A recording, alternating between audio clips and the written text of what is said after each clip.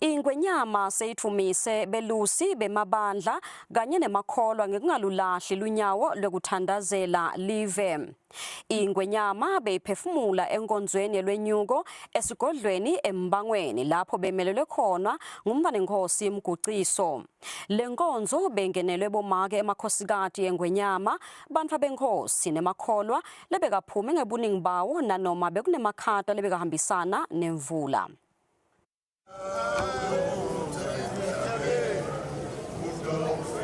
Ngemuva kwemalanga leka-40 avukele ekufeni Jesu wacedzela umsebenzi lebekawutele wasesewonyuselwa ezulwini. Lilanga lebelifana nawo onke emalanga lagucuka laba ngulelinye lamalanga labalulekile enkholweni ebuKristu. Ngesikhathi Jesu ethwalwa lifu limsusa emehlweni abafunzi limnyusela ezulwini. Emakholwa ahlangene akhumbula lelilanga lekwenyuka kwaJesu akhumbuteka nanekuthi utawuphinze abuye ngaleyo ndlela lakhushulwa ngayo.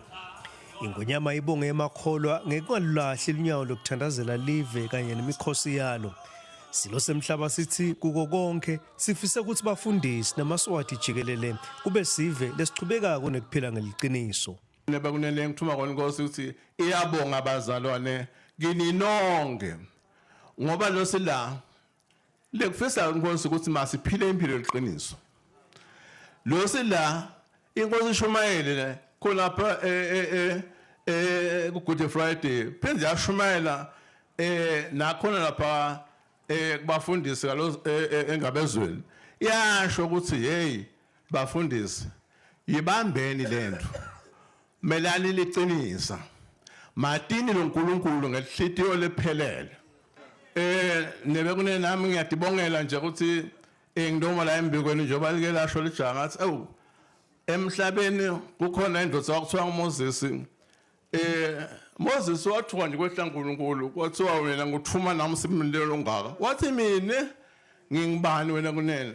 Wathi ngithuma wena. Wathi angikwathi nekhuluma mina. Wathi ngithuma wena nami ke nebe kunene ngiyadesaba lokumele nja kusatha umsebenzi ongaka.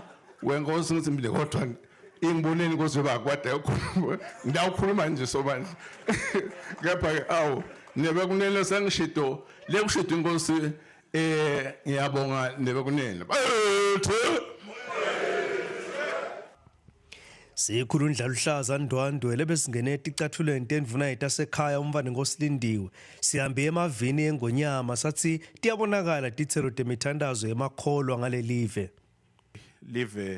lonyaka beligubha imikhosi lemikhulu lapho khona ingwenyama ikhula ngekudalwa iphenze futhi ikhula ngesihlalo sebukhosi ingwenyama yemaswati. Siyabonga malangeni kwekuthi lemithandazo letinkonzo letinjengaleti tiyasikhombisa tithelo singemaswati tibusiso siphila nato tibusiso siphila ngato. Live liyaphila live liyathuthuka live liyachubeka kunxusa njalo ukuthi emaswati akangalulahli lolunyawo lwekuthandaza lwekukhonda uNkulunkulu njoba nemakhosi akangwane avele akulolo nyawo. Kuphuma kwamakholwa ngetinkani noma bekunemakhata lebekashubisa umkantsha kuyithwa komalisile inhlitiyo yembhekelo yebukhosi uMbanenkosi Simelane. Uthi Jesu thanza uNkulunkulu wakho ngehlitiyo yakho yonke ngengqondo yakho yonke ngemphefumulo wakho wonke ngemandla akho onke. Makholwa lenikwendile nitshengisa kona kuthanza Jesu kumakhata liyana ngabe nisetingutsheni ngabe nisemlilweni niyotha ngabe kuvulwe mahitha etindlini kepha nisithe cha siyawufela elwenyukweni. Umphathi sifundza esifundeni saseshiselweni Themba Nhlanganiso Masuku uqhuqhudela abafundisi ukuthi bachubeke nokuhambisa livangeli wanquma nemsebenzi wabo ekuthandazela live.